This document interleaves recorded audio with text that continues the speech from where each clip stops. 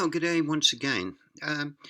Look, I'm not looking for sympathy, but if you wonder why I wasn't putting much up online, my health wasn't that great, and I actually ended up with a stroke and in hospital. I haven't fully recovered, but I'm on my way, and there's just so much happening at the moment that I thought it probably best that I put a few videos up to keep people up to date with what's happening in the world right now. So today we're going to be looking at words and how we are fooled into contracts by not knowing what the words mean. Now, today's word is actually subrogation, but we go back in history and we have a look at piracy, which is still going on to this day. It's an act of robbery, criminal violence. But if you go down a bit further there, piracy came into existence shortly after the creation of the first organized naval trading in the early 2nd century BC. If you go down a bit further, it's important to distinguish difference between pirates who operated in the search of money and riches and privateers who were government sanctioned parties that fought at sea against hostile countries. Well, not quite true. The privateers were actually sanctioned by the governments and kings in their day, and they took royalties on what the pirates got. Now, if the pirates didn't pay their fair share or their tithe or their tax to the king, then they were set upon by the armies. So just those modern day those pirates have now just turned into modern day pirates, but changed things up a little bit so that they fool us constantly.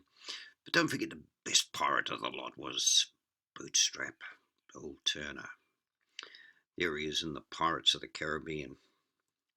Okay, so in its normal sense, words are a speech sound or series of speech sounds that symbolize and communicates a meaning. Is that right?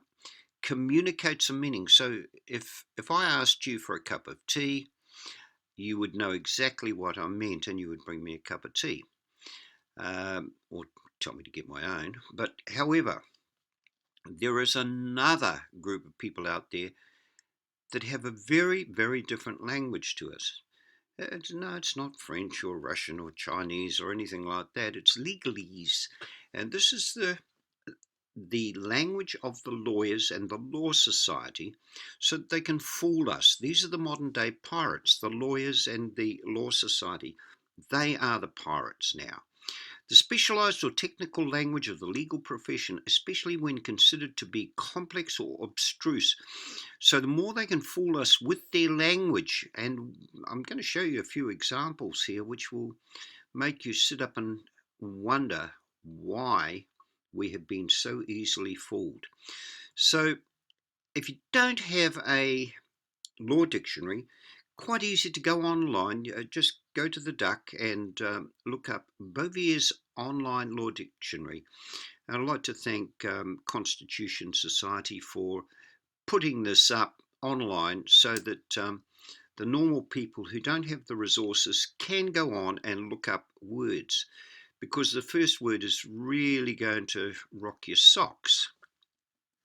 Now, in its normal sense that you and I know, suffer means to feel pain or distress, sustain injury or harm. But in the legalese side, and to this one we'll go to Black's Law Dictionary, fifth edition, which is a very, very good edition. Suffer means to allow, to admit, or to permit. It includes knowledge of what is to be done under sufferance. Okay, so if the judge asks you, have you suffered any damage?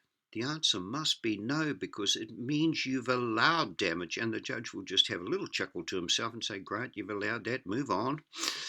Okay, so what we all thought when we were born was that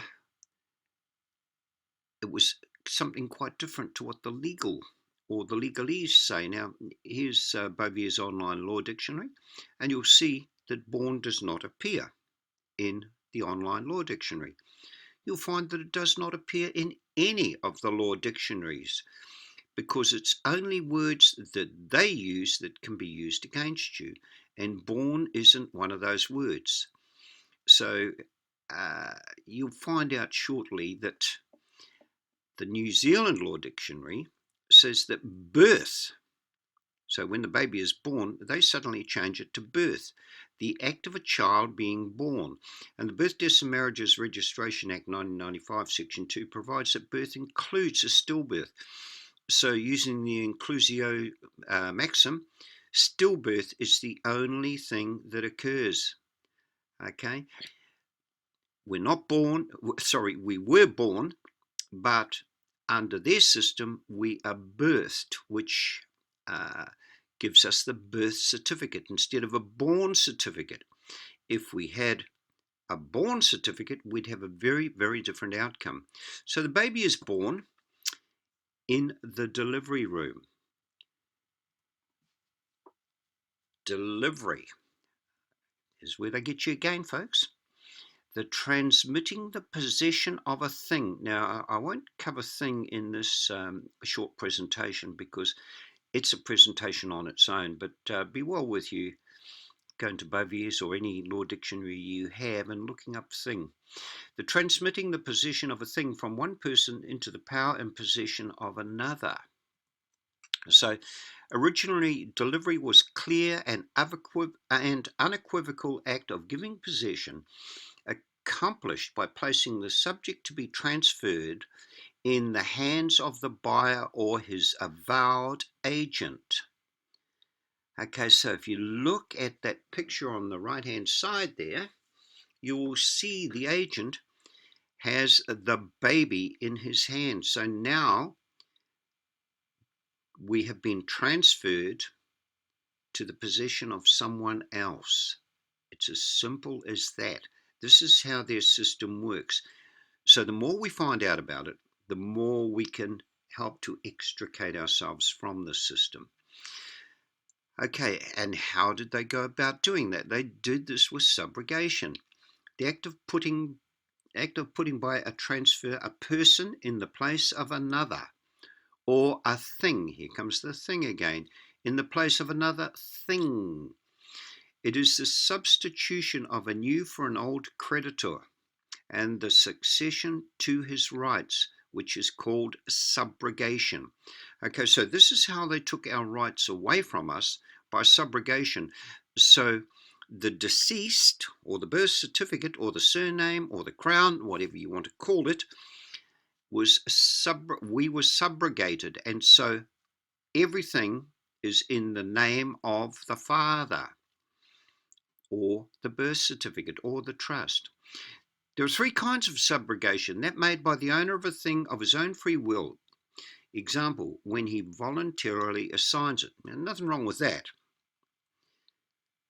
But that which arises in consequences of the law, even without the consent of the owner. Example, when a man pays a debt which could not be properly called his own. So, in other words, what they're doing, and I think you learned in the last one, the agents of the Crown come to us and make us into a trustee. So we have been subrogated, and therefore we must pay that debt if we step up as the trustee.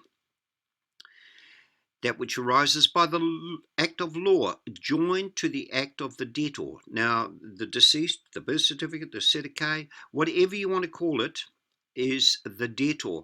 We, the living, are the creditor.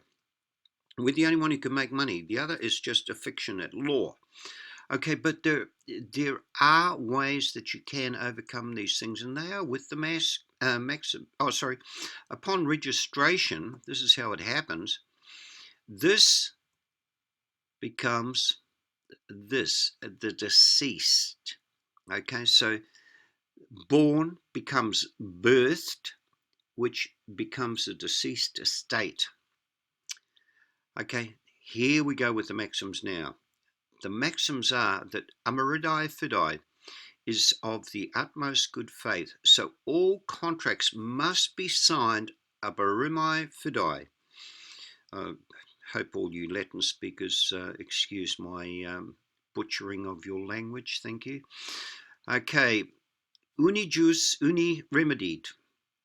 This, where there is a right, there is a remedy. Now these three that I'm going to give you here show you how it's done. Dolus vitiates omnia tangit. Fraud vitiates everything it touches. So vitiates is actually voids.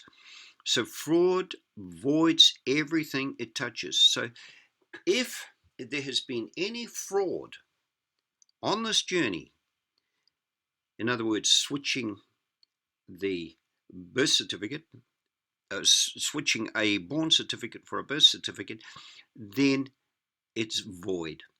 So hope this has helped you just a little bit in understanding words and what implications they have when you think they mean something but mean something totally different.